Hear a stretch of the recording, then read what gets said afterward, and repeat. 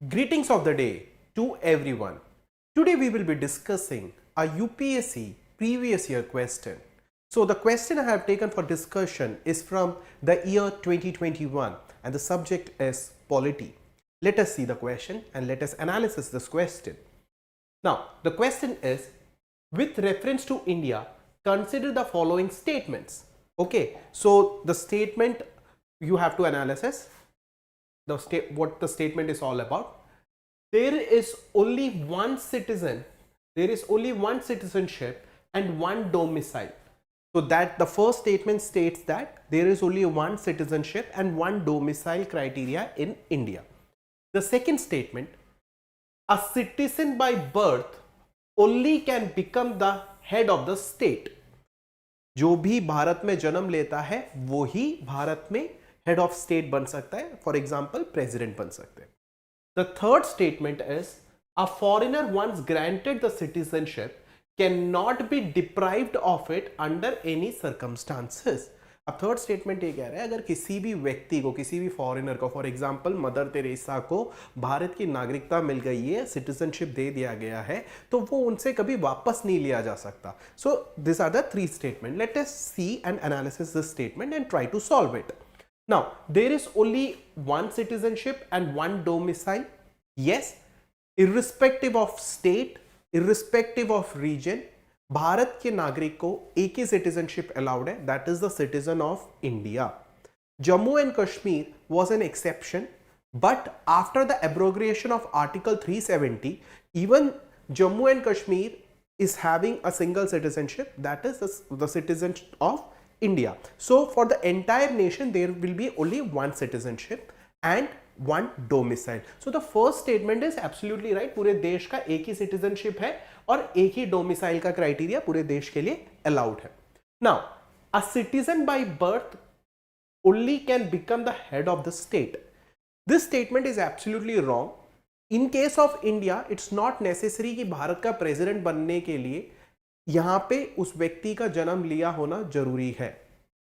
It's not at all necessary. ये जरूर लिखा है कि कोई भी भारत का प्रेसिडेंट बनना है तो उनके पास भारत की नागरिकता होनी जरूरी है, सिटीजनशिप होना जरूरी है. Now this citizenship can B acquired through naturalisation. Naturalisation एक मोड होता है of acquiring the citizenship. More than around 12 years आप भारत में रहते हैं तो आपको नेचुरलाइजेशन से सिटीजनशिप मिल जाएगा, और उसके बाद आप भारत के प्रेसिडेंट बनना चाहते हैं, हेड ऑफ द स्टेट बनना चाहते हैं, तो आप इसके लिए अप्लाई कर सकते हैं. It's not at all necessary that you need to be born in India to become the head of the state. So the second statement is wrong. The third statement, a foreigner once granted the citizenship cannot be deprived of it under any circumstances. This statement is also absolutely wrong. किसी भी व्यक्ति, किसी भी foreigner को citizenship मिल चुका है, but उनसे citizenship मिलने के बाद even after that the citizenship can be taken back if he is doing anything against the nation India.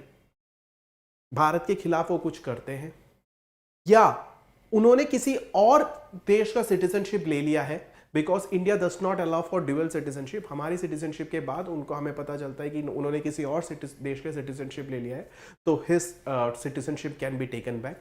या हमें यह पता चलता है द मोड कि जो उन्होंने सिटीजनशिप भारत का लेने के लिए जो पेपर सबमिट किए हैं या कोई प्रोसीजर फॉलो किया है, उसमें कोई फ्रॉडुलेंट एक्टिविटी है, तो then the citizenship can be deprived in that case. So the first statement is absolutely right. There can only be one citizenship and one domicile. The second statement is absolutely wrong.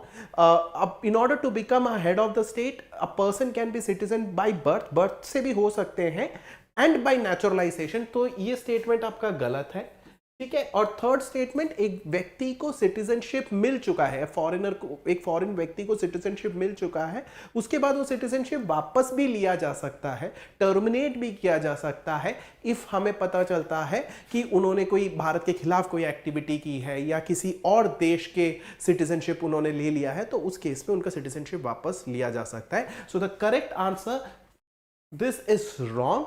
1, 2 and 3 is wrong. The correct answer is only 1. Now let us see, the correct answer is only 1. That's all for the day. Thank you so much. Have a nice day.